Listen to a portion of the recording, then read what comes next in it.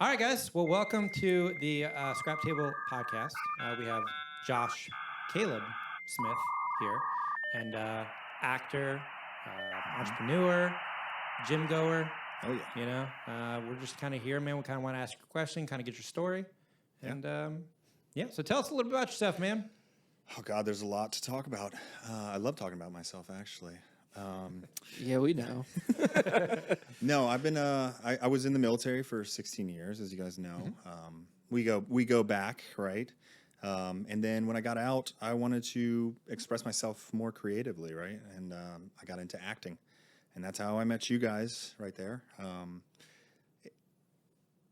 I think acting, expressing yourself in music, whatever it is, I think is extremely important. That's something that I always wanted to do while I was in the military. But the military is very rigid, right? Regulation heavy. And that wasn't somewhere that I could actually do that. So when I got out, it was just kind of a plethora of things. I mean, I was photographer, actor, podcast, everything else. It's been crazy, but yeah, I've done a lot. Yeah, I think we met you on set, actually, right? Yeah. I was the sound guy. I was held the boom pole, and I think it was like 100 and something degrees, man. And It was so hot. yeah, Dude, it was so sweaty. It was. I was dying out there. I And I actually- was all black too. I Yeah. actually just saw you in some of the final episodes of the season 4 of OBX. Actually, Yes. yeah. Yeah. So how did that come about? How did you get on that show there? So I actually, I got put in as a stand-in as one of the characters was gone at the time. And I put in there like, do you look like this guy? And I was like, yeah, I kind of look like him, right? Someone messaged me. I think it was you, right? It was me. I'm just kind of self-promoting. Yeah, there. it was Paul. Yeah, yeah. It was Paul, right? Yep. Yeah. So this actor named Paul, and I look like him. And then you messaged me, and you're like, hey, like this guy looks kind of like you. And I was like, yeah, he does.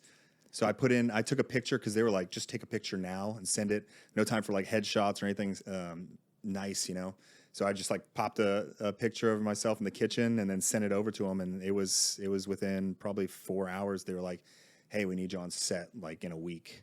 And I was like, okay. I was like, this is awesome. This is exciting, right? My agents have always told me not to, do background or featured background or anything, because then you kind of limit yourself to being a co-star on the show. But I wouldn't trade it for the world. It was so much fun. Yeah, you ended up with some speaking lines too. I thought it was really cool. Yeah, it was. Well, most of everything got taken out, but it was amazing. I mean, like working with that professional of a group of people, working with the main actors, being right there in the center of them while they're having these big dialogues and just trying to look menacing. It was so much fun, and we were out on a boat for. Oh God, it was like 6 days of boat, like just being out on a boat. So I mean, I can't complain at all, besides like being on the little ones where you're kind of like moving around a lot. But it was fun. It was a blast. And I made some really good friends out there and everything else and good connections overall. But yeah, OBX was amazing. That's cool, man. I still think about that as like, it was just a random Facebook post. Yeah, man. I appreciate that. I'm glad you were in the gym for like a year, dude, to fit that part. Because the guy was a little bit thicker than you, but I was like, maybe you could work. But yeah, that's cool. It worked out. Yeah, it was perfect. I mean, when I showed up on set, because they had actually worked, I think, pre-pandemic on the show, and they had filmed 2 days before they canceled it, and then they were like, strike. Sorry, not pandemic, strike. Oh, right, Writer yeah. strike. It was pre-strike, yeah. And so they had worked 2 days out there with I can't remember who the NFL star was, but Bigham Robinson. Yeah, Bigham Robinson, yeah. And then they were like, well, we need to replace this guy, Paul, because he was, I think, gone with his job. And so I came into that spot and I was like, yeah, they were like, dude, you look just like him. But then since I was on there longer, they just kind of took him out of it. Those scenes. That's what I thought was weird, because Bijan had his moment there and then he was just like gone. Yeah. And then the other guy too, I guess the guy you replaced, it was like they both showed up as henchmen, and next thing you know, it was like all Josh. I was like, this is cool, man. It's so interesting. Now I think I look at everything differently, especially like featured background roles or like one-line roles. And it's just, you look at these people in the background, and you're like, these are just people that kind of got on set. They may not have zero acting ability whatsoever, but they just have to look normal, right? yeah. But it's so much fun. Like I don't discourage people from doing like acting roles or PA roles. I feel like once you get to be on some of those bigger sets, it's just awesome, dude. Yeah. Like I love taking PA roles because I get to just like be around people that are way better than me, right? Yeah, so I think that's from him for sick, sure. Dude. Yeah. Oh yeah, it was a blast. I was going to double back to what you said in your intro. One of my really good friends I used to work with, Eric, he was a Marine as well, and his work ethic was just unmatched. Do you think your military background really contributes to like your outgoing energy to explore different hobbies and interests, like your photography, and then also I think it's your wife and yours business, Charleston Head Spa? Yeah. So I do think military is built into me discipline across the board, right? Because coming into the military, I was zero discipline whatsoever. I had nowhere. I felt like nowhere in life. I was working at Longhorn Steakhouse as a host, and I was happy with that. And that's when I was like, I need to do something with my life. And I went into the recruiter's office, and I was like, I need to go in like today, whatever job you have opening for, right? And they had security forces, and they sent me off within. But that instilled discipline in me. I don't complain a lot about stuff anymore. Like even with Dorothy, how hot it was out there, or being on OBX. Like there's some other guys that were pissed off. They were tired. They're like, dude, they've used us for 20 minutes, and we've been out here for 8 hours. And I think that's what really separates people is like learning how to just go with the flow.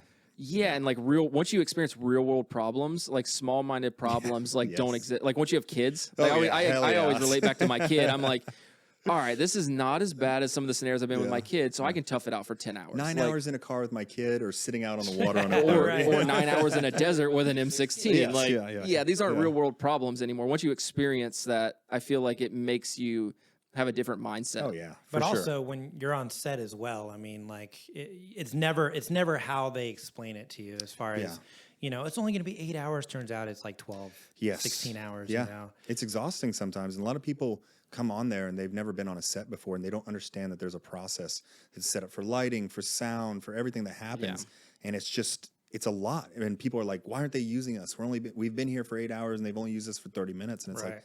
Yeah, but I mean, those could be crucial. Those could bring a scene to life, everything else. So it's more about being engaged with everybody around you and enjoying yourself and like kind of taking it all in, making connections on set and everything else. I think it's extremely important. Just like with you two, right? Like if I had just like kind of hung out in my own world and Dorothy and never came over and talked to you guys, we wouldn't be friends. Absolutely. Yeah. So I think just getting out there, and having those moments and it really builds lasting relationships. Yeah, I think it's the person. I think if you're people like an extrovert and if you like experiences and just meeting strangers, and it's so rewarding. But if you're there for the money and you can't sit on your hands for 10 hours, don't do background work. Yes, no, and you're not going to be making very much money. Didn't you do background on Bull Street? Yes. Or you sat there for all day? I sat there. I'm going to probably have to remove this. All day. Yeah, I don't know if you want me to tell that story. I actually turned down the second AC job for that. Really? Yeah. So I got a call from someone. I didn't feel like I was qualified because I think they were running cranes. Okay. And I was just like, man, I don't really think they had everything out that's there. For me. And they're like, well, we're running 2 reds, blah, blah, blah. I was like, yeah, I'm fine with the cameras, but I don't know. Something just felt off about that. And then I know you picked up background, and a few other of my friends went background out there, and they were like, man. It was bad. It was fun. I was going to say fun. Oh, it was fun. I did not enjoy it, but yeah. That was my first background ever. It came out good, though. I think the film looks really great. I haven't seen it yet. Yeah, it's really good. Yeah. I haven't seen it either. I just said that. Yeah. Yeah, and we all, Dorothy was essentially, that was your first like acting gig, correct? Like did you act prior to that, or was that your first? I had auditioned once before that, and that's when I kind of realized that I wanted to get into acting more. So did you do any sort of like classes or anything before starting? You just dove right in? Dove right in. Cool. It was, I got, it was, what's the college? Trident. Trident Technical was having hosting open auditions. And I saw it on Facebook. I was like, you know what? I'm going to go in for this. I asked Molly, I was like, you think I should do this? She's like, yeah, and I had been live streaming for a while. So I was a little bit looser in front of people. It wasn't as scary for me.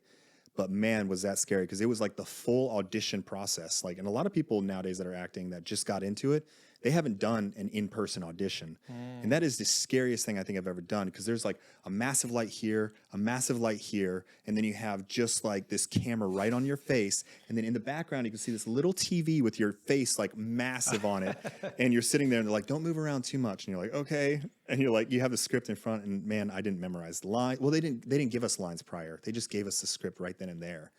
Yeah, COVID killed the human element for auditioning. Yeah, I think actors have it easy now, because you really don't have much in person. Locally, like I can't think of hardly anyone, unless you're like a callback on a lead. There's not, and you're running with like a second partner to see how your chemistry is. Yeah. Callbacks really don't exist around here. Or it's all on Zoom or Yeah, it's not as good. And I think with that, I went in there, I read for the main part, the lead role, and I got a role out of it. It was a bartender and had one line, and it was like, "and you," right? And I remember sitting there in the mirror for like hours practicing. And you? Just stressing and it. you? Like, how do you say and you? Like, and then normally? The director's like, what are you doing? No, I got COVID the 2 days before. No. And so I had to call and cancel. Yeah. What about your live stream stuff? Are you still doing live streaming? No, I stopped live streaming. I was very popular during the pandemic, and I was like, this is going to be my full-time job when I get out of the military for sure. And then as time went by and like I just didn't dedicate enough time, I wasn't making enough short form content. I just kind of got out of it. I still have like a following on for Josh Bites. Yeah, for Bites. Yep, that's how I kind of know you guys. I don't even. I didn't even know your last name till you walked in. It's like just Josh Bites. That's how I have you on my phone. Yeah. No, it was a lot of fun though, and I think it opened me up a lot to being in front of audiences, being able to talk in front of people and everything else. So what's the weirdest gift someone sent you live streaming? So I had an interesting live stream where I would dance for money, right? I was essentially a male stripper. No, I never stripped, but I did dance. And because you get like hype trains, right? People are like throwing money and you're like, all right, like get up and you start dancing. You just have fun with it. And I received it was about a $200 stripper pole that I put up in my office. And when we would go into a hype train, I would spin on it. And I got pretty good on it, honestly. I could go like upside down, everything else. It was, it was what it was. I don't know. I love that story. I had to get you to say it. Yeah, no, it was a good time. Honestly, it was. I've built like lasting relationships with that. I've done wedding photography for some of my fans. Oh, that's cool. And it was fun, like flying out there because they invited all those people that used to watch me too, and so it was just a bunch of people that knew me, and then I'm out there doing photography and stuff like that. So it was a blast, like meeting people in person and everything else. But yeah. Are you still doing your photography? I do it here and there for families that I've shot in the past, just so that I have like, it's just, I don't know. I feel bad. They're like, hey, we loved our photos last year. Can you do ours?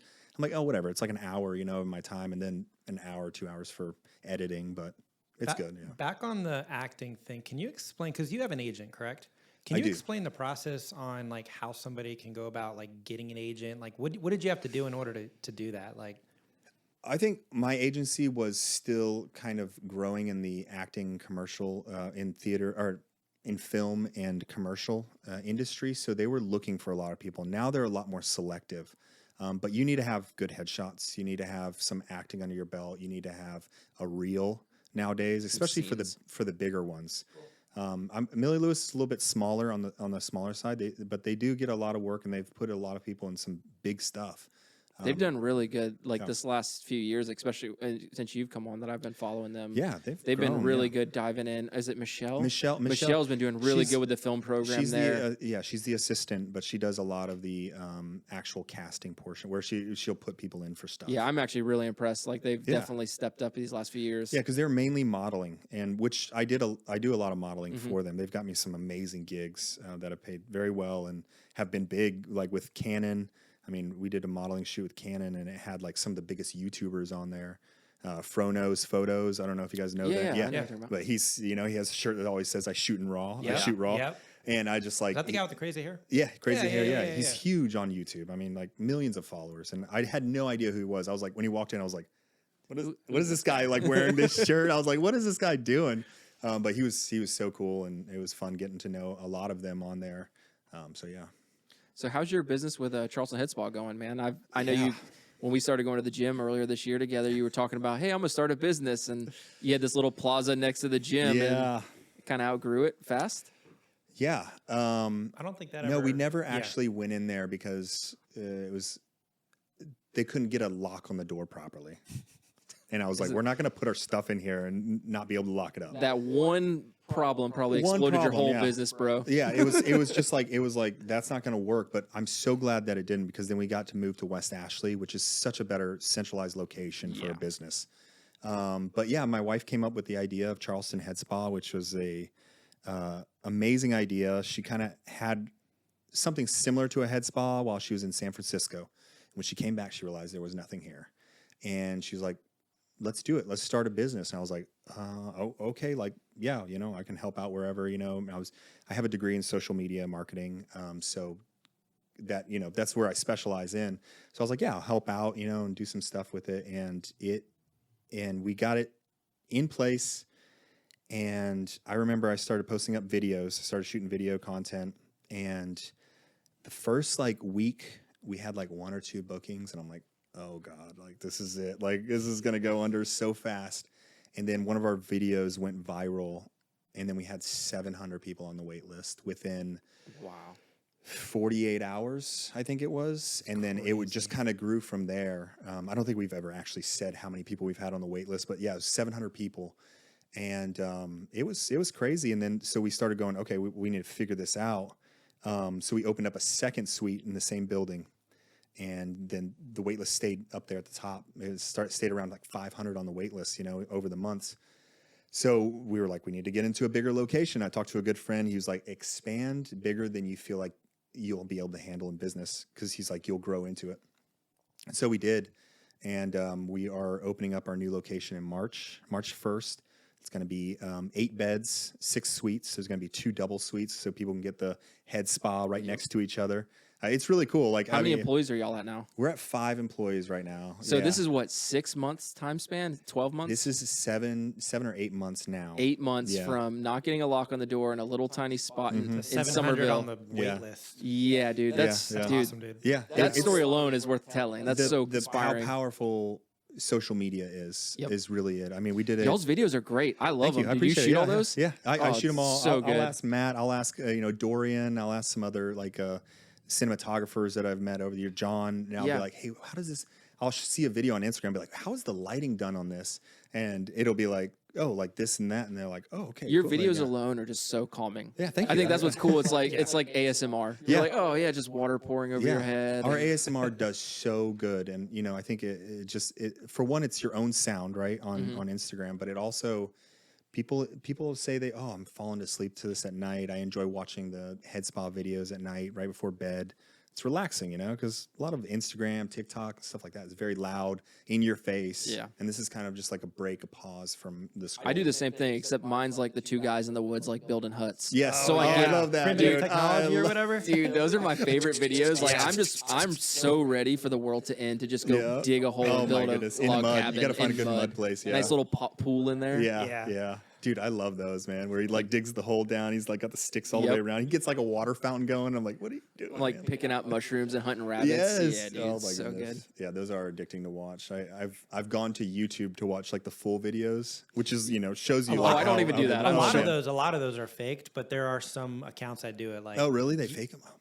Yeah. I mean, you can see like a bulldozer in the back. Yeah. I mean, I don't even. Then care. you see the guy like digging with a stick. You're like, yo, dude, you got like the bulldozer. Yeah, I think about that. Because in fact, a lot of your reality TV shows and survival are all fake Absolutely. too. No, they're Absolutely. not. Just somebody who does some reality TV stuff. It's not real. No, I've seen Southern Charm. It's all real. Yeah. Their TP might be coming on here. Oh, really? That'd be awesome. Yeah. He was supposed to be here at 10. Yeah. We were supposed to have, what's the other one? Republic's Southern Hospitality. Southern Hospitality. They're the same. Oh, I think they're the same producers. They're the same producers, but Southern Hospitality was supposed to come into Charleston Head Spa. Oh, that's cool. They came in to scout our location. We signed a bunch of paperwork. They ended up not, but I think the new location will either have Southern Charm or Southern Hospitality. I did a Sizzler shoot for a spinoff on Bravo. It was like Southern Matchmaker. Okay. And it was kind of the same. It was a whole different storyline, but there was a few of those guys there I met. It was cool. Yeah. Well, we love watching Southern Charm, not for like the drama. Well, a little bit because of the location. But location, and you get to see like restaurants and location, like small businesses here in Charleston. That's the only reason I watch OBX and like Gemstones to try and pick out. Yeah, it's cool, man. You relate to, and you see so many people. Like you said, there's so much background locally. These are all actors that we've all worked with. I'm like, oh, there's my buddy. They're on Netflix in the top 10. Yeah. Like right there, and they're from Charleston. Yeah. Which is Have you cool. seen The Hill on Netflix yet? Yeah. Charlie Moore's in it, dude. He's got like 5 or 6 shots in there in the church. I'm like, this is amazing. I didn't even know he was in that. Such a good movie. There's a lot of people in that show. It's really cool. I think that was filmed in Charlotte. Do you know Mason Gillette? No. He's the brother, the older brother, as when they were kids. In The Hill? Yeah, and I work with him on The Run. right okay, now. Yeah, cool. with Isaac and all them. Yeah, I think a lot of people And Do work Not that Grow from Weary. that area, from the Greenville area, work that show. Because I know it was filmed up in Winston-Salem or Charlotte area. Yeah. Those are some good guys, man. I feel like upstate South Carolina has such a great It's growing. film community up there. I know. growing. I hope it spreads down here some. It is. I feel it. Yeah, a little bit. I mean, I feel it. I see it in on Facebook. I see it everywhere. But it's the influence coming off of Atlanta. And they It's got great direct. I mean, you got Jonathan Batty, Silas, Isaac Stovall. Like you have some. I don't want to miss anyone, but you have some really great directors up there too. Yeah. It's been great. I love seeing it grow. How did you like working on the run? On the Run's been awesome. That's going to be a great show overall. I got to kill my first zombies in it a month ago. So I think we have one more filming day or 2 or 3 more filming days in January, and then he's done. And I think it's going to be a 4 or 5 part series. Cool. So yeah, I mean, I initially I had a role as the boyfriend for Anna, and then I broke my ankle. And I was out for a long time. I couldn't do running scenes, so they got somebody younger, better looking than me that looked healthier, that looked that just like me. Yeah, 2 ankles. and I was like, God, that's so weird. That's one thing I've learned in this business and acting is that there's somebody out there that looks just like you, can do everything you could do. Like you have to separate yourself because, I mean, you go in, you see all these people, just like when we did auditions in here and we were watching. Yep. We see the same person over and over, and they kind of select those same ideas, like how they're going to display this character, how they're going to put it. And it's interesting when someone comes on there and they play it completely different because, it's lasting in the mind. So I think what you said too is like you have to remove that competitive mindset in film. yeah, I think there's a lot of people on crew and camera side that feel like they have to be the best at everything, but it's so subjective. yeah, Like I've seen some of the best actors miss out on auditions, and then you see the other person and you're like, well, I get it now. Like it's nothing you did wrong as an actor. That's why you didn't get it. Your acting's great, but each director knows what they want. And same with camera department. I mean, I work with multiple DPs, and like I think they're some of the greatest DPs I've ever worked with, and they're like, oh, my stuff's terrible. And I'm like, dude, it's really not. It's art. It's subjective, right? Like so each style and competitiveness, like you said, you can be replaced. And yeah, you can be replaced, but I think it's the people that come on set that give their all and they're like are hard workers that you're like, I want to call that guy back. You know, like Matthew's like one of those guys, right? He's off camera right now, but like he's just one of those guys that's like he puts in the work every time you tell him, hey, we need this, we need that. He's like running around upstairs, fixing lights and everything else, and it's so great to have those kind of people. But that's somebody you want to bring around every single time. So I lost for words on that, but I think the human element of it, like I would take, what is it? Talent beats hard work or hard work beats talent when talent hardly works. Yeah. I think that's saying so true. I think having a positive mindset, I would take a crew member with positive mindset over a highly skilled, just pain in the ass all day long. Yeah. Also, the willingness to learn. Yes. Yeah. I mean, And just be humble. Humble and kindness goes so far. This industry is all who you know. Yeah. It doesn't matter, dude. I've been on jobs that I was not qualified for, all because I like working with you. You're fun. Exactly. And I'm over here like, what's this button do? Yeah. It is what it is. Like you will get more gigs and more jobs just with your reputation. Yeah. Yeah, I mean, you wouldn't have sent me that audition idea if you didn't like me, right? Yeah. You would have been like, yeah, man, I'm not sending and I you don't on." even know. I think it was at Kimmy Stewart casting. Yeah, Kimmy Stewart. Yeah, I don't even know her. I just somehow ended up friends on Facebook, and she's awesome. From just messaging back and forth for days and stuff like that. She's awesome. She's straightforward. She's a straight shooter. I know Ashleigh O'Neal worked with her a little bit. I think that's kind of how I added her was during some of the other stuff we were filming. And I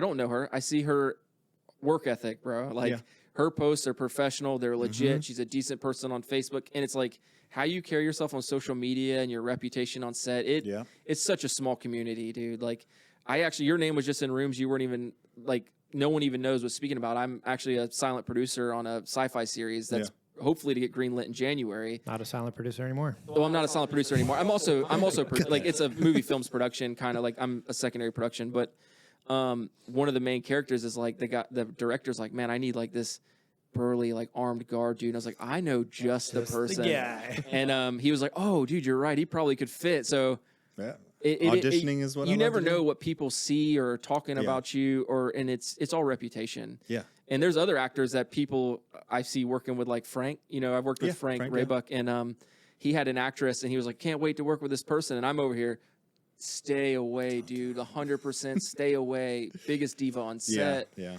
And that's real. I mean, I would never purposely try to shun someone away, but I will look out for my friends and of course.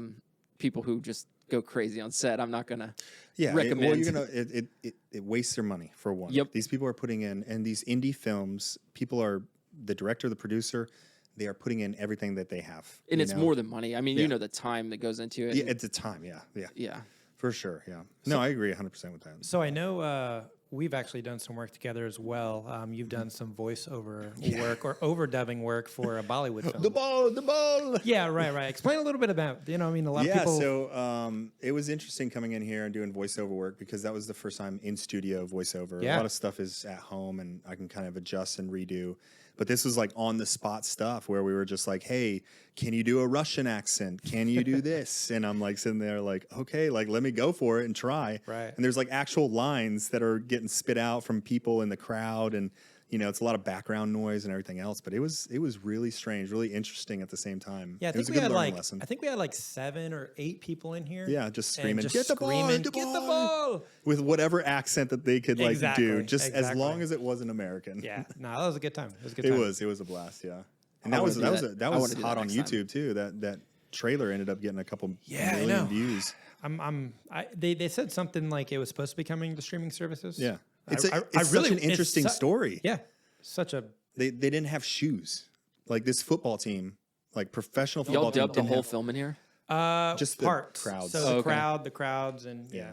Do you know the name of the film? Medan. Midon. Yeah, Madon. MAIDAAN. Do you know the director? I don't. All right, I'm I gonna have to don't. look it up. That's all. that's all. Yeah, I just wanted to know. I want to go watch it now because I just want to hear y'all go the ball. The ball. Yeah, no, that was a good time. Goal. Whatever accent that is. That's what I was right. doing How a lot of. many people did you have here doing that? Like I said, I think we had like 8 or so, and then we were kind of just going back and forth between 1 or 2 people, and we basically look at the screen and we're like, okay, that woman looks like she would She do was this saying kind of something, accent, yeah. and then somebody would do that kind of accent, and then on top of that, there's also 2 other people behind them that also need accents as well. So then there's 2 other people that are trying to mimic those accents as well. Yeah, so. it was interesting because he'd pull up a list and you say, okay, at 22518, there is a person saying something. So we'd be watching the video and be like, which person? Oh, there he is, and he's like, and you're like, okay, what is he saying? They're like, they say he's like, get the ball or something like that, and then that's when you're like chanting, like, you're like, who's gonna do it? And they're like, I'll do it. Why not? And you're like, While "Get the we ball." were doing it, there was also the producers on a Zoom call as well, and it was like 3, 4 in the morning for those guys, and trying to communicate, and That's cool. it was fun though. I mean, It was a good learning cool. lesson. It was cool. Yeah, it was cool. Yeah. I enjoyed it. Yeah, big production, Bollywood, Bollywood. right? Isn't that Bollywood? Yeah, that is big. I mean, Yep. Bollywood's growing. Yeah, I think that's like one of the world's largest productions, isn't it? Like I mean, they have don't they have the largest population? You can fact check me on that. Yeah, but I think they do have the largest Fact check population. on the bottom. Yeah. So when you're not running a business, shooting photos, playing games, acting, being a dad, what do you like to do for fun? Oh God, I think those are my fun things. I mean, I throw myself into stuff, and that becomes my hobby. Right now, social media, trying to get viral videos. I think we have like 3 or 4 viral videos on Charleston Head Spa right now that has over 2 million views on videos. Oh, that's great. And it's so much fun. It's kind of addicting, right? Because you're like, okay, like how can I make this? How can when someone looks at it and they automatically go, ooh, what is this, right? What is this interesting thing, right? And using like the jelly mask that they pour on their faces, which is, it's like this blue color and it just pours on like real slow, like a syrup almost. And I start the video with that, even though I transition over to the beginning of the head spa, it's like, it grabs those people's attention and it goes, what is this? Like, this looks so relaxing. And then having the ASMR sound. So like, that's my fun is like diving into whatever I'm interested in at the Have you time. thought about like any different types of content creation? Like you see those general pages randomly. I'll just, like we talked about the guys building stuff in the woods or the, a dedicated like car page for, you know what I mean? Like, have you thought about other content creation type stuff? No, I mean, I've thought of different ideas of how like I want the Instagram to grow, right? Because Molly she's kind of Charleston Head Spa is well known in Charleston now. Like people talk about it constantly at salons, everything else. We hear all the time, like I heard from so-and-so, you know, you're doing this. And so I really want to kind of turn that Instagram and make it more of an influencer account with Molly, right? Because people love Molly. When they come into the shop, she's just such a kind personality. She's such a loving person. And people feel that instantly at ease with her and they just love her. And I want to translate that into the Charleston Head Spa and create that influencer kind of thing. Because, I mean, it's verified under Molly's name right now, because I think that's important on Instagram, right? Verification. And because they've said it, they said that people with verified accounts are going to get pushed out more than other accounts. You're a paid customer, right? And so I want to kind of transition to that influencer type that has to do with the head spa, but also makes Molly more of a staple point to Charleston Head Spa, so that people come in and they see her, you know, walking around and greeting people and stuff like that. It feels like more special. Are you guys on TikTok? Yeah, we're on TikTok. So kind of like the mom talk thing, kind of like where people follow you to get to you put a face in front of the brand. Exactly. Kind of Yeah. Yeah. That's the key to social media right now. 100%. A face in front of the. I have seen so many brands that just like, it's a picture of their logo. It's their, and it has nothing. There's nothing personal about it. But once you put a face in there and you start creating a personality around this this brand, right, that you want to sell, whether it's lotions or face stuff, like it's so important because people connect with that on a different level, and they feel loyal to them later on down the road, where they're like, well, I don't want to go anywhere else. This is Molly, you know? Yeah, I pitch that a lot to like my commercial clients too. It's like, we can show what you do, but if you're human, you put a human element in, and people can relate to you. Say you're a dad or a mom or you know, a single father, or just a hard worker, American. You know, your American backstory and upbringing, how this company was founded. Yeah. That's what people want to see. People want to love you, not the product. Exactly. Yeah. Yeah. I'm using a flooring company now. We're about to get our house upstairs all wood, and I met with. I was like, you know what? I'm gonna get like 7 people to come by and give me estimates. I'm not going to do this like where I get 1 or 2, right? So the entire day was estimates, right? 2 of the people didn't even show. They had to reschedule. I said, sorry, you're Did out. you set them up in front of your taping taping studio, bro? Make them all get behind the blue screen and audition? No. And they came in, and the one that I chose, he was the owner of the company. He was just a straightforward guy. He came out to do the estimate, and I don't know, just something about him. He was very personable, and like I related to him. And I was like, I'm going to go with this guy. Even though his prices were a little bit higher than the other ones, it built trust with me right off the bat, which is, you know, what is most important on Instagram is build that trust.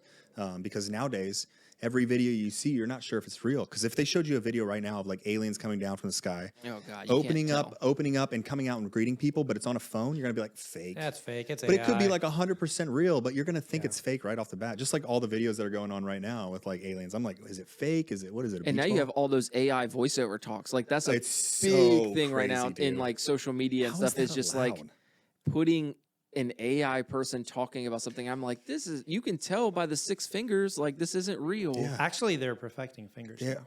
When you see the videos nowadays, like they I have know, all 5. I mean, I think they just got to get rid of it. Oh man. Well, I saw a video and it was for a clothing brand, and I stopped on it because the voice was Matthew McConaughey.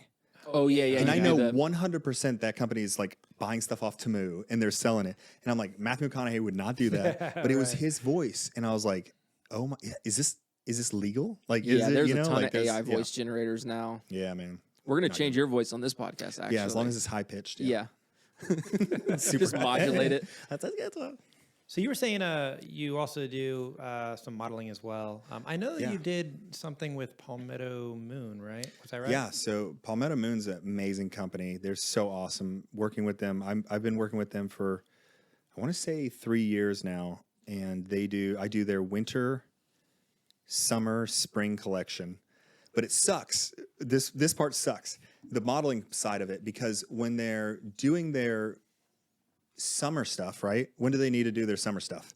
In the winter. In the winter time. So you're freezing. And I'm out there in shorts, standing by a pool, trying to look warm, and my toes are like white. Like, dude, so that's why I love Hallmark movies. Yes. Because they're shooting all the winter stuff like midsummer, and you can see them like sweating. Yes. Or they're shooting the summer stuff in full winter at like these resorts because they're empty.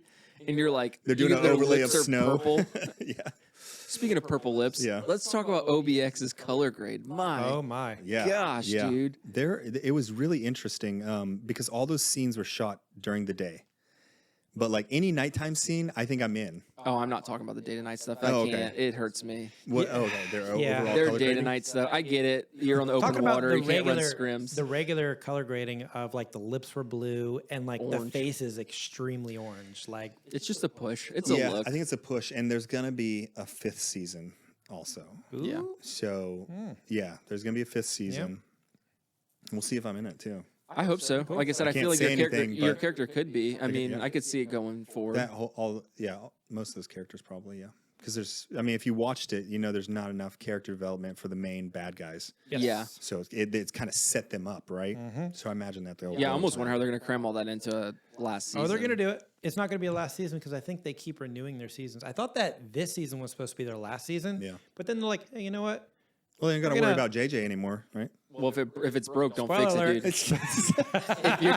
if you're making money, you're gonna keep pumping them out. Yeah. I mean, how interesting is that show though? Because it was like such a small startup. Yeah, it could have ended. It could have just ended season 1. Well, like it wasn't a big production either, right? It was kind of like more of a local thing that like came out. It wasn't like Netflix came down and was like, this is the script that we want to do. This was pitched to them. And it started off small, and when they hit it on the first season, they were like, "Oh my god, who's the production company on that? Do you know? I can't remember off the top of my head. I don't know either. It's right here below. Yeah, in the link below. I like it. I think a lot of things that bothered me as a local is like their jump from Outer Banks to Charleston or their jump to Shim Creek, and they even reference it. They're like, "Oh, the boats are in Shim Creek," and you're like, "Shim Creek." Yeah, but doesn't as exist a local, in we OBX. understand. I know. That but when you actually watch it, and let's say you're not familiar with any of the areas, I mean, it's really put together well. I'm like, wait, they took a boat from there to Charleston or a ferry? A ferry? It's like 4 I'm like, hours. wait a second, does that even exist? Like, but yeah, no, it's interesting. It really is, and all the shots are like, oh, that's there. But I think that's it. I mean, like I watched the first season before I even knew it was filmed here. I watched it. I was bored. I was like, I'm going to watch it. And I watched it and I was like, oh, this is great. And then it wasn't until season 2, I was like, wait a minute. Like these places look familiar. And then all of a sudden you see casting until I got into acting and I see casting calls and stuff. I was like, that's filmed here. I was like, I didn't even catch that. Like, I mean, I'm not from here. I really I like the first season element of it. I like the writing. The only thing that bothers me is the teeny bopper element. Yeah. I think there's something weird about sexual scenes and tensions. I agree. Yeah. Teens that are casted. Yeah, because they're teens. I mean, it feels weird. Think about it when you were a teen, though.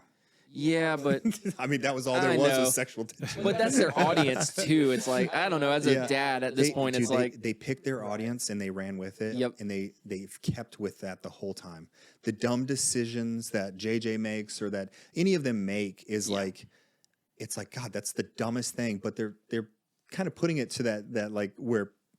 People. I compare it to like old school pop bands that are like in their 40s and they still perform for like 12-year-olds. Well, he's like 30, right? Yeah, like, it's so crazy. Yep. Yeah, I wish I looked that good at 30, but not gonna happen. You're only like 25, so it's cool. I'm 20. Yeah, let's say 25. 16 years in the military at 25. Do the math. Yeah, the military I think really aged me quickly, but yeah. So do you have any plans to do anything else or? Yeah, so I'm actually in the process of writing a movie right now, Cool. which will be the first thing that I'm writing, and it is a twist on a Hallmark kind of movie. I'm down, dude. That's based out of Charleston. So, let me know. I've been dying to shoot a Hallmark or a Lifetime film really bad. This is going to be a sense of mystery. It's going to be kind of about Suede Bonnet, the pirate. I think that's how you say his name, Suede Bonnet. I think it's Bonet. Bonet, is it Bonet? Yeah. And it's kind of a twist on his story. It's based in modern day, but it's I don't want to go too in depth. Yeah. Don't give up your ideas. Yeah, it's good. Cool. And I've liked and I'm not, I've only written a few things. So. Are you aiming for television like a 45 to 60 minute cut, or are you aiming more for like a actual feature length? Feature length. Okay. Yeah, it's gonna. No, it's gonna be like a Hallmark length, so like an hour and 20 minutes. Okay. And yeah, I just think it'd be so good here in Charleston for one. So it's been going good. Writing has been a process for sure. I've worked, on a few projects, Matthew, and wrote but my writing is not the best. And so I'm reading a couple of books and everything, trying to figure out those dynamics, those 3-part acts. And now, are you how things aiming to come. be like writer, director, and actor, or are you going to be like writer, producer? Or Yeah, what I mean, roles I've are you looking at? produced, but I really want to. I want to write this and produce it. I have an idea for marketing, for everything, how we can raise funds for it and everything. It's going to be. I think we'll be able to film by the end of next year, and we'll be able to. My budget is going to be 100K. Well, every great film has a great bald guy. So if you Yeah. ever need a Yeah. With zero acting experience. hey, you know But what? he's watched a I'll YouTube video. YouTube it. I'll Zero shoot it. acting. Zero acting is amazing. I mean, in all honesty, it's so natural sometimes when Yeah. someone hasn't acted ever before, and you're like, "Hey, go sit over there and eat food or something." They're like, "Okay," and they're just like eating it, and it just adds to the element of it. But I mean, like with Dorothy, even right? Like I had never taken an acting class. I didn't know what I was doing. I memorized the crap out of the lines, and when I got on scene, I just was like regurgitating great, them however. We it felt. got her. Yeah. Wasn't that your We line? got her. We got her. I can't remember my someone up, yeah. throw him in a car. Yeah. We've got her. Kidnapping just comes casual, I guess. Yeah, I mean, I play those roles, right? Yeah, I you feel just like have that serial drunk killer vibe. dad or serial killer. One of those. Oh yeah, Frank's project. Yeah. You were the drunk dad. Yeah, drunk dad. Yeah. Well, drunk husband. Drunk husband. Abusive drunk husband. Set I mean, you by the gotta fire. lean into those roles that you fit the description for, right? For sure. Yeah, because you're gonna get stereotype cast in everything. It's so important to learn your stereotype, though. Like, Yep. who you are and what you do is so important. I mean, I remember in one of our acting classes, we had this lady who she looked like, imagine just like a landlord in New York City, like, or a homeless person, right? And she just fit that mold, but she was so like, it was so easy to cast her for an agency because they knew exactly what it was. And she ended up getting really good roles. It was speaking roles that like someone like me, who's kind of like, I want to say like handsome, but like, handsome. I have a problem because there's always someone that's, has a sharper jaw than me, better eyes, and is like, just like overall better looking version of me. And that's so hard, like. Dude, you have that Hallmark look though. Oh, 100%. I laugh because I watch the Hallmark Channel like nonstop. Dude, like- it lives on my TV, and I'm That's what like, me and my wife Josh are, could yeah. play that role. Yeah, I For sure. feel like I could, and I think tattoos have slowed me down. Well, they have covers now. You can actually get like the. I'm getting my tattoos removed. Oh, And I start on the 8th of December. It's a process. it'll help though. 6 treatments, and it'll be just You my have your arms. full sleeve, right? Just a half sleeve on my you have right half side, sleeve, yeah. okay. So that'll be removed, hopefully to the best that they can do, and then I'll keep my shoulder sleeve, or my shoulder. How many treatments? They said up to 6. Gotcha. Yeah. I hear it's painful. It's extremely painful. I had one session done on like my wrists. Yeah. And it was the most painful thing Really? I've ever done. Yeah. And they're doing the whole sleeve? It's All like in one getting session? burned over and over. I think they do it all in one session. Oh my God. You have to do multiple sessions though, right? Yeah. Like they have to cool down. And Yeah, so it breaks the ink down into your bloodstream, which is kind of scary. And then because your body attacks it. So they kind of make an infection happen on your skin, and then the body attacks it and starts breaking down the ink, and it pulls it out, and then you piss it out. And it doesn't leave any scarring or anything like that? If you don't take care of it properly, it will leave. So I had one session done on my wrists, and they're kind of scarred because I was acting the next day, so I ripped them off, and I was like, because I couldn't have Saran wrap on my, and yeah. I think that's cool. You're getting your tattoos removed because that actually came up in that producer meeting that I had. Yeah. Was like, yeah, but he's covered in tattoos, and I'm Yeah. like, oh, we can Yeah. cover that.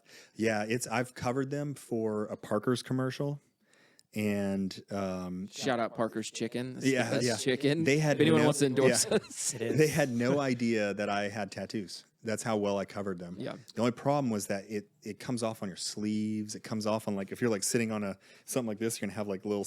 It's just like it gets everywhere. Wow.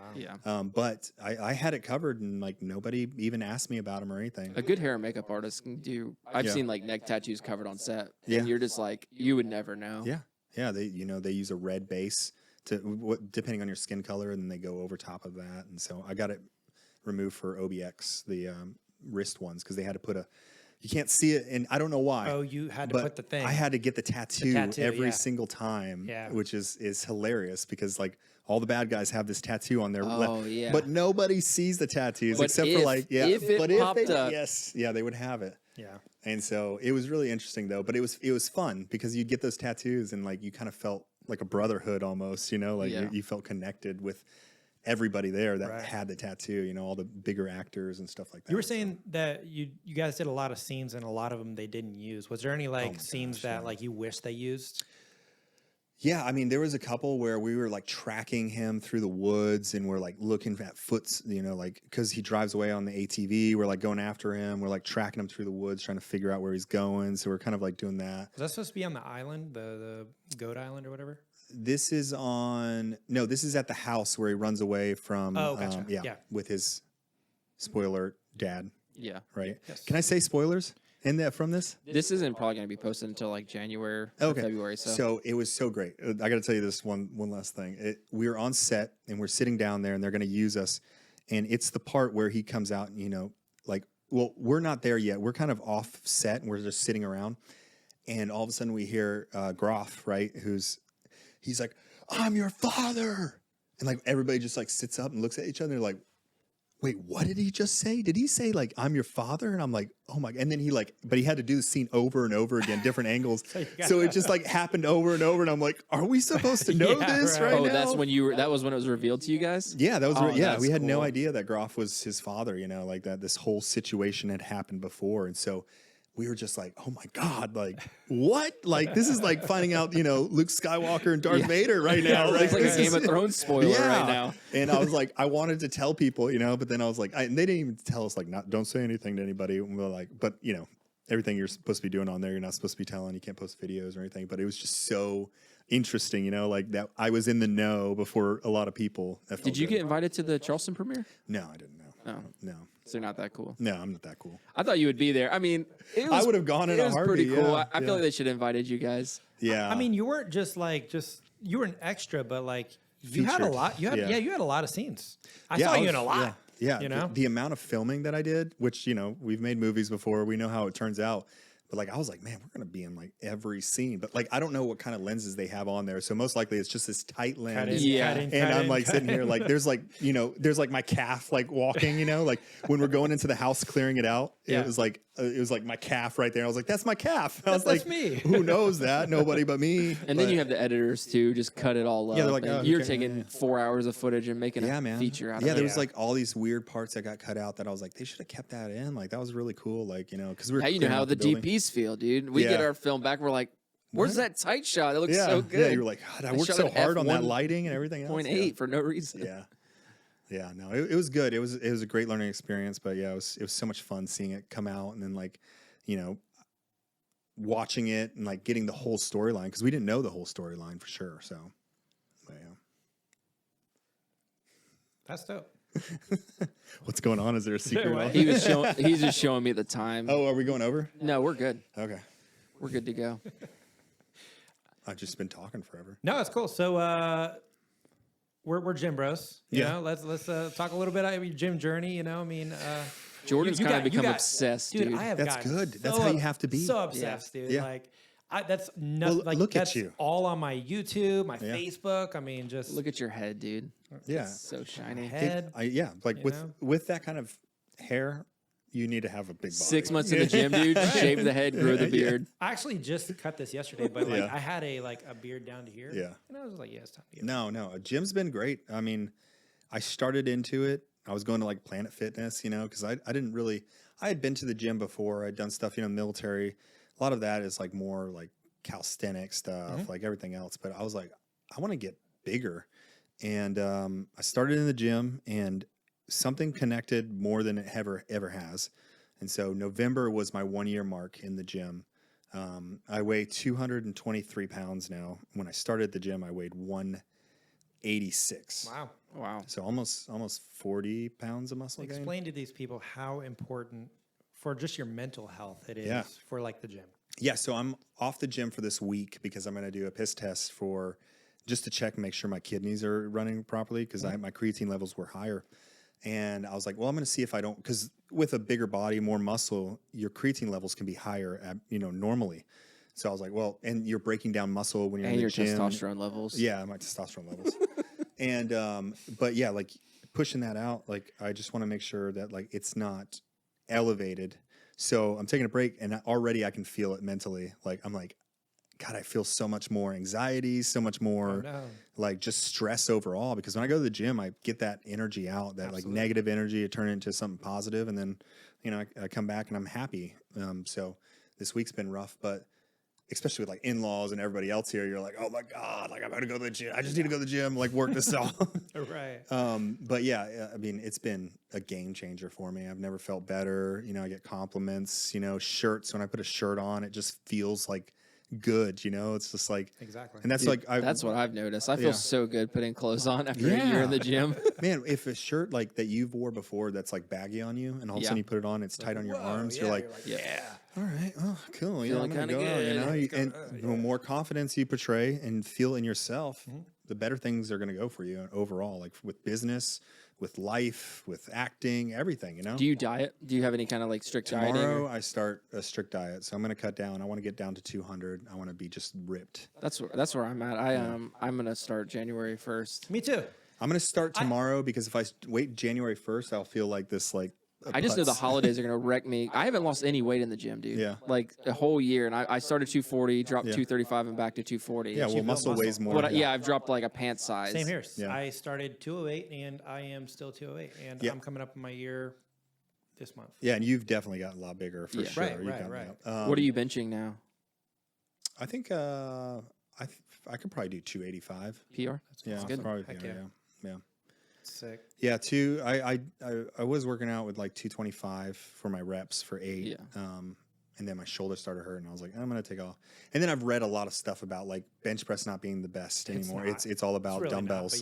It's ego. Because it's about your pectorals like they pull and squeeze, right? And like and with also bench the press, position of your shoulder. yeah. I mean, So when you're doing dumbbells and you come across like this, that's where your muscle activation is at. And you can from YouTube videos I've watched, I'm not. No, you could feel it, dude. I was telling him just last week when instead of like the bench was all taken, I switched to just dumbbell flies into that machine, and it was so much more gain. But I still like to bench to see where I'm at. Yeah, bench is a what is that called? A benchmark. Yeah, it's a benchmark. Yeah. It's also like a oh God, what's the name of that lift? That specific type of it's a ego lift. Yeah, of course. It's an ego lift. So you go, oh yeah, like 305, exactly. And then you're like, yeah, bench 305. But it is a mark. Like, so I started this year. We started working out in the beginning of the year together. I was at like 115, I think, on bench, and now I'm repping 225. Yeah, that's so amazing. Yeah, without any like weight gain or anything like that, I feel like that's great. Like that's where I see my growth because I'm not going to see it on the scale. As long as you feel better. Yeah, mentally it helps. Because like I mean, I'm sitting at 223 pounds. Like I'm like sitting there like, God, what is wrong with me? I wish I would have just started earlier. I wish I would have been 10 years ago. I wish I would have been healthier. Yeah. Why did I wait so long? Yeah. But I mean, you look at these people that are like 70 years old and they start working out for the first time, and then they're like, in 3 years they're getting ripped. Like we were talking to Jordan about this, and one of the crazy things is I just did a shoot for an investment firm, and they're all like guys in their early 40s, and they're millionaires, right? Like they're multimillionaires. They own an investment group, and every single one of them 5 a.m. gym. Like that was like their life. I mean, they looked healthier than me at 40 something years old, and it's like you see these consistent habits of successful people. And I know this is going to be a topic all the time because, it's Jordan's life and it's, my life. We go every day. Like I go 4 days a week, 2 hours a week. He goes 5 days a week, 1 hour. Yeah. And it's like you see these habits of successful people. And the one thing they have in common from famous actors to, little old us is the exercise, the routine, the mental health. Yeah. And I think it all comes down to mental health. I think that's the major aspect of it, feeling good about yourself. Feeling good about yourself, right? Like the way you portray, just like when you get up in the morning, if you don't get dressed like fully, you just throw on some sweatpants and head out for the day and you can do stuff. I feel like you're never going to really get ahead with that. Yeah. But if you sit there and you go, I'm going to dress the way that I feel or I want to feel, I think you're going to start walking around a little more confidence. You're able to talk to people a little bit better. You're able to... And discipline. I think that was the biggest thing for me is this whole year. That's why I didn't try to diet. Is I was like, I just need the discipline of just going, just showing up. Because I still kind of hate the gym. Yeah. Like there's still part of me that's like, golly. I do a lot of cardio too. Like, so I'll throw in like, I'm doing 2.5 miles a day now. Yeah. Guys, I'm the opposite. I'm like, hell yeah, the gym. Yeah. I know, but it's different strokes for different folks. Yeah, for sure, And I think the discipline element of it is it's improved my business. Yeah. Like now I'm up checking my emails at the right time. I'm doing everything. When I get home from the gym, I'm checking emails. I'm making my breakfast. I'm making sure I'm getting my protein. Like And all those little things just add up. It's like the military aspect. When you get in that routine of just doing what you have to, doing the shit that nobody wants to do is what's going to separate you. 100%. Yeah, for sure. It gives you discipline for sure because you have to go to the gym. And one thing about the gym, you see somebody with a good body, they've worked for it. Yep. They've go to worked the for gym it. on a rainy day. Yeah. And you'll see the people that are Go on a Saturday morning. Yep.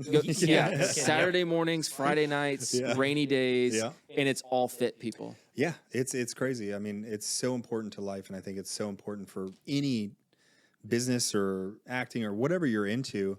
I think it like adds to, you know, your longevity. It adds to your ability to handle stressful situations. And it gives you a little bit of that boost in confidence too. You know, like I still sometimes feel like just a skinny little kid, right? Like, and I've been told my whole life that I was skinny. Dude, I agree. I would never have done this. This podcast wouldn't exist if we didn't start the gym in January. Yeah. Like, I'm so scared of being on camera. Oh. So it's like, you know, I mean, we've worked together all the time, and I'm like, that's why I'm behind the camera. We're usually behind, Yeah. exactly. Wait, there's cameras on? Yeah. We're getting a little close on time, dude. Is there anything you wanted to kind of add? No, I just appreciate it. I love this. I love the idea of a podcast. I like it in a professional setting too, right? It's really cool. I think you guys are doing awesome. It's exciting to see. I had started a podcast and just the editing portions of it and everything else. I was like, like this is too much, like with my life the way it is. But I like where you guys are going with this. I think it's really cool and it's important for the Charleston area too. So. Sick. I hope we can get you maybe some behind the scenes stuff too and explore your content creation side. Yeah. Be kind of cool. Yeah. I keep referencing a certain Something Stool Sports podcast. I'm like, dude, it'd be really cool. Like their business plan is just wild. Like, who's that? Barstool. Oh, Barstool. So I love their stuff. And like I said, I'm a huge Raiders fan. So them bringing John Gruden on was like, he's so much fun and it's sports related. So now I feel like if we can adapt that to like a film environment or an entrepreneur environment, be a lot of fun. So I'm hoping to see where this goes. And like I said, I would love to get you behind the scenes on some stuff too and pick your brain. Maybe in 2 years you'll have me back and I'll be doing bigger stuff. Who knows? Absolutely. Maybe we'll all be. Absolutely. Yeah, dude. I'm happy to have you on, man. I appreciate it. Yeah, thanks, Cool. dude.